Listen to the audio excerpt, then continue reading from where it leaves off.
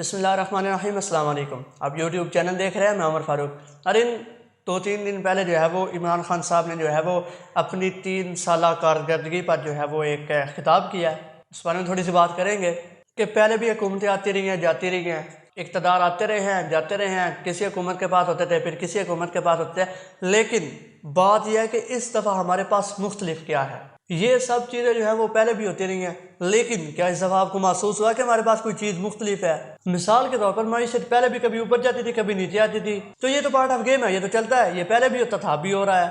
Dam माजी में कभी बनते थे, कभी नहीं बनते थे। अयूब खान के दौर में बन रहे थे, फिर एक आधा और दौर है जिसमें काम हो रहा था, अब फिर हो रहा है। ये भी पहले होता था।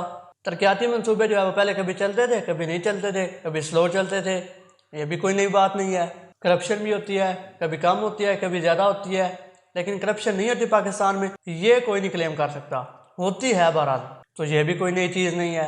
गरीबों को सस्ते कर्जे जो है वो पहले भी मिलते रहे, लोग लेते रहे, अब भी मिल रहे हैं, लोग ले रहे हैं, ये भी कोई नई चीज़ नहीं है। एहतसाब पाकिस्तान में पहले भी होता रहा है, अब भी हो रहा है, ये भी कोई मुख्तलिफ चीज़ नहीं है। तो इस सारे के अंदर हुकूमत की 3 साल कारकर्दगी के अंदर फिर मुख्तलिफ है क्या?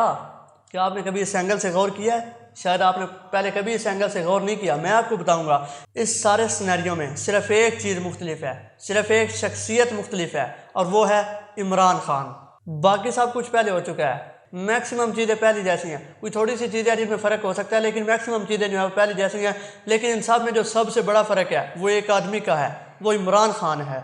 एक ज़िद्दी और ख़तरनाक हद तक दलेर आदमी, जो नताइज का नहीं सोचता, जो उसको ठीक लगे वो कर देता है, फिर फ़ायदा हो या नुकसान वो उस पर डटा रहता है। बाज़ औक़ात नुकसान हो जाता है, वो फिर भी डटा रहता है, बाज़ औक़ात फ़ायदा हो जाता है, वो फिर भी डटा रहता है। वो एक मुख्तलिफ आदमी है, वो हार नहीं मानता। इंसानों की डिक्शनरी में जो सबसे बड़ा जुर्म है वो भी शायद यही है कि वो हार मान जाते हैं। हर जगह पर, हर तकरीर में वो यही कहता है कि आपने हार नहीं माननी। वो एक आउटसाइडर है, वो एक एलियन है इस सिस्टम के लिए, जिस सिस्टम में हम सब रह रहे हैं। सिस्टम सबको एक्सेप्ट कर रहा है, सबको कबूल कर रहा है, लेकिन उससे एक आदमी को सिस्टम कबूल नहीं कर पा रहा। इसके बावजूद ये आदमी रोज़ाना इस सिस्टम में नकब लगाता है। अपने इत्तेहादियों को नाराज़ किया, अपने साथियों को नाराज़ किया। 2/3 अक्सियत वाली हुकूमतें भी उन माफियात पर हाथ डालने से कासर थी, जो इसने एक लूली लंगड़ी हुकूमत के साथ जिन माफियात पर हाथ डाला है। बदतरीन सियासी मुखालफिन जो हमेशा एक दूसरे को करप्ट कहते रहे, बेईमान और चोर कहते रहे। पाकिस्तान पीपल पार्टी और पाकिस्तान मुस्लिम लीग नवाज की मिसालें आपके सामने हैं। वो कहते थे कि नवाज शरीफ से बड़ा कोई चोर नहीं, नवाज शरीफ से बड़ा कोई गद्दार नहीं, वो तो पाकिस्तान का पंजाब है और इंडियन पंजाब को एक करना चाहता है, सौदेबाजी कर रहा है पाकिस्तान पर, और बड़ी सिस्टमेटिक करप्शन करता है। और ये सारे फ्लैट जो है वो इसने 2 नंबरी से हासिल किए हैं। पीपल पार्टी ने ये कहा था, साबित भी किया था, लेकिन जेल में नहीं डालते थे। नवाज शरीफ ने कहा था कि ऐसा गद्दारी से बड़ा, बेनजी से बड़ा जो है वो कोई डाकू नहीं है, कोई चोर नहीं है, कोई लुटेरा नहीं है, लेकिन कभी जेल में नहीं डाला, हाथ नहीं डाला कभी उन पर। एक दूसरे को करप्ट कहते थे, चोर गद्दार कहते थे, साबित भी करते थे, लेकिन कभी जेल में नहीं डालते थे। लेकिन ये एक आदमी बाहर से आया, इसने दोनों को पकड़ा और जेल में डाल दिया। दोनों के साथ कंप्रोमाइज़ नहीं किया। तहरीक का जो सबसे बड़ा अलायंस बना है वो इस एक आदमी के खिलाफ बना है, और फिर भी वो इसका कुछ नहीं बिगाड़ सके। यानी 11 जमातें थी उस अलायंस में, और 2 वो जमातें जो बार बार इक़्तिदार में आती रही हैं, जिनके बगैर इक़्तिदार का तसव्वुर भी मुमकिन नहीं है। जुल्फ़िकार अली के बाद आसिफ ज़रदारी, और फिर उसके बाद बेनज़ीर भुट्टो, और उसके बाद नवाज शरीफ जो हैं वो भी 3 बार इक़्तिदार में रहे हैं, और एक दफ़ा जो है वो वज़ीर आला भी रह चुके हैं। तो 2 बड़ी जमातें थी उस अलायंस के अंदर। तो उन 2 जमातों ने 11 जमातों के साथ मिलाकर अपोजिशन का एक अलायंस बनाया था, लेकिन उसने कहा कि मैं NRO नहीं दूंगा, और ये अलायंस उसका कुछ भी नहीं बिगाड़ सका। मुख्तलिफ आदमी था, काबीना ने डराया, मीडिया ने डराया, उसके साथियों ने डराया कि ये सब मिलकर तुम्हें खा जाएंगे, लेकिन वो नहीं घबराया। उसने इनका मुकाबला किया और वो आज आगे निकल गया। आज मैं प्लस और माइनस करूं तो अपोजिशन के पल्ले कुछ नज़र ही नहीं आ रहा। वो अपोजिशन कर ही नहीं पा रहा है, वो अटैकिंग मोड में आ ही नहीं रहा है, वो तो सिर्फ जवाबात दे रहे हैं। सवाल करने की उनकी बारी आ ही नहीं रही, वो उस पोजीशन में ही नहीं आ रहा है कि वो कोई सवाल कर सके। वो इसके ऊपर चढ़ाई कर ही नहीं पा रहा है, वो इसको दीवार के साथ लगा ही नहीं पा रहा है, क्योंकि वो दीवार के साथ लगने को तैयार ही नहीं है, क्योंकि ये एक मुख्तलिफ आदमी है। ये एक फ़र्क है। अभी मैं आपको बहुत से बताता हूँ, आप बस सुनते चले जाइएगा। लोगों ने उसको डराया कि उसकी हुकूमत गिर जाएगी, लेकिन ऐसा लगता है जैसे उसने किसी को सुनी नहीं है। वो बस अपनी मानता है, अपनी करता है। ऐसा लगता है ना अपना ख्याल है ना किसी और का ख्याल है। और एक धुन सर पर सवार है कि जो मुझे ठीक लगता है वो मैंने करना है। यानी पाकिस्तान के हुक्मरान जो है वो मगरबी रियासतों को हमेशा अपने ऊपर हावी समझते रहे हैं। उन्हें आदत पड़ गई थी, यानी हमारे हुक्मरान तबके को आदत पड़ गई थी कि मगरबी रियासतें अमेरिका यूरोप जो है वो हमें कहेंगे वो हमने करना है, आंखें बंद करके करना है।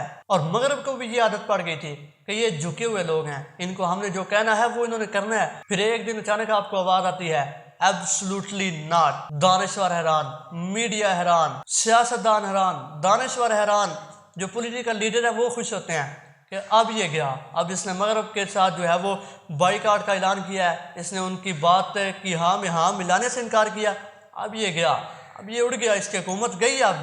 क्योंकि किसी के पास कॉन्फिडेंस ही नहीं था कि वो अमेरिका को एब्सोल्युटली नॉट कहने के बाद भी पाकिस्तान में इक़्तिदार पर बैठा रह सकता है। ये बात उनके ज़हन में थी नहीं, उनका ज़हन इतना सोच ही नहीं सकता था। माजी में हुक्मरान कभी सवाल ही नहीं पूछने देते थे, इंटरव्यू से पहले ही तय कर लेते थे कि आप हमसे इसराइल के बारे में सवाल नहीं करेंगे। हम कैसे कहें कि हम इसराइल को तस्लीम नहीं कर सकते? इसने सरेआम कहा कि मैं नहीं करूंगा। फिर बोलता है एब्सोल्युटली नॉट। सारे कहते थे अब तो ये गया, अब तो ये फारग हो गया, इसके नतीजे अब ये भुगतेगा। लेकिन 2 माह के अंदर अंदर ये साबित हो गया कि जो इसने कहा था वो ठीक था, जो इसने कहा था वो बेहतर था। लोग कह रहे हैं इसको टेलीफोन कॉल नहीं आ रही, किस मुंह से कॉल करेगा जो बाइडन? जंग हारे हुए सदर का फोन करना बहुत मुश्किल होता है, वो हारा हुआ है, वो हार चुका है, वो अमेरिकन को फेस नहीं कर पा रहा। इमरान खान को कैसे फेस करेगा? उस इमरान खान को जिसने 10 साल पहले कहा था कि यहाँ से निकल जाओ। आज मैं कह रहा हूँ मेरी बात मानो, इज्जत से निकल जाओ, 10 साल बाद भी तुमने निकलना है और जलील होकर निकलना है। इमरान खान को कैसे फेस करेगा? अब उस इमरान खान को वो कैसे फोन करे कि जो आप कह रहे थे वो ठीक था और मैं जो तजर्बा का सियासतदान हूँ अमेरिका का, मैं गलत था। आज वो प्रेसिडेंट है तो उसको इस काबिल ही नहीं छोड़ा कि वो फोन कर सके। और जहां तक अफगानिस्तान का मामला है तो 19 साल तक इस आर्मी का एक ही मौकफ रहा है कि निकल जाओ यहाँ से, ये लड़ाई नतीजा खेज नहीं होगी। उसने अपना मौकफ नहीं बदला, सारे इसके खिलाफ हो गए। हर बंदे ने उसको कहा कि ये क्या कह रहे हो, लोगों ने इस पर बात करना छोड़ दी। लेकिन 19 साल बाद उसका मौकफ दुरुस्त साबित हुआ। 2018 में बातचीत शुरू हुई, फिर 2019 में और अब 2021 में जो है वो उनका इनखला मुकम्मल हो रहा है। फिर साबित हुआ कि वो अकेला खड़ा था उस तरफ और कोई उसके साथ नहीं था। वो कहता रहा कि इसका कोई अस्करी हल नहीं है, लेकिन आज अमेरिका उसकी ये बात मान रहा है। आपके पास जब लीडर आते हैं तो वो क्या कहते हैं? आपसे वोट मांगते हैं, आपको बताते हैं कि हमने ये तरक्याती काम किए हैं, ये मनसूबे जो है मुकम्मल किए हैं आपके इलाके में, आप हमें वोट दें, अपने जो है वो जानने वालों को भी लाइएगा, अपने घर वालों को भी लाइएगा और हमें जो है वो इलेक्शन वाले दिन जितवाइएगा। लेकिन ये शायद पहला आदमी है जो आप लोगों के पास कहता है सच बोलो, इज्जत करो, मेहनत करो, हार ना मानो, किसी को अपना से बड़ा मत समझो, किसी से मरगूब ना हो जाओ, एहसास कम तरी का शिकार ना हो जाओ, गैरतमंद बनो। ये आपकी तरबियत करने आता है। ये बातें आज तक किसी रहनुमा के मुंह से निकली तक नहीं होंगी, दावा है मेरा। मियाँ साहब ने कभी जलसे में खड़े होकर कहा कि करप्शन नहीं करनी, बल्कि उनकी फैमिली तो स्कूल में जाकर बच्चों को कहती थी कि बेटा करप्शन होती रहती है करप्शन। इससे पहले ये बातें कभी किसी रहनुमा ने नहीं की होंगी। पाकिस्तान पीपल्स पार्टी और मुस्लिम लीग नवाज ने कभी ये बातें नहीं की। लिहाजा इस वजह से मुझे लगता है कि ये एक मुख्तलिफ आदमी है। ये क्यों ऐसा कहता है, ये क्यों ऐसा करता है? क्योंकि इसका सब कुछ पाकिस्तान में है, पाकिस्तान का दर्द दिल रखता है, इसलिए ये सब कहता है। कोरोना में पूरी काबीना इसके खिलाफ हो गई, मीडिया इसके खिलाफ हो गया, बैनुल अक़वामी खबरें आना शुरू हो गई कि पाकिस्तान डिजास्टर की तरफ जा रहा है, लेकिन ये डटा रहा। इमरान खान लॉकडाउन नहीं लगा रहा, लेकिन ये डट गया, ये अकेला डटा रहा। पूरी दुनिया को लगता था कि ये गलत कर रहा है, लेकिन वो डटा रहा। फिर उसके बाद क्या हुआ? आज पूरी दुनिया तस्लीम कर रही है कि अगर किसी का मॉडल फॉलो करना है, अगर किसी का मॉडल स्टडी करना है तो ये इस आदमी का करो। कोरोना से बचने का सबसे बेहतरीन तरीका यही है जो इस आदमी ने अपनाया है। मैंने कहा था ना ये मुख्तलिफ आदमी है। हमारे हुक्मरानों ने कश्मीर के मामले में, भारत के मामले में कभी अपनी किश्तियाँ नहीं दिलाई, एक आधा मौका छोड़कर कभी किश्तियाँ नहीं दिलाई। लेकिन ये आया आदमी इमरान खान, इसने हाथ बढ़ाया दोस्ती का, उन्होंने हाथ झटक दिया, इसने अपने हाथ का मुक्का बना लिया और फिर मोदी की वो हालत कर दी कि आज पूरी दुनिया मोदी को हिटलर के नाम से जानती है, हिटलर कहती है मोदी को। और अब उसके पसंदीदा तंजीम RSS को जो है वो नाजियों के साथ जोड़ते हैं, जो जुल्म करते थे, जो जबर करते थे।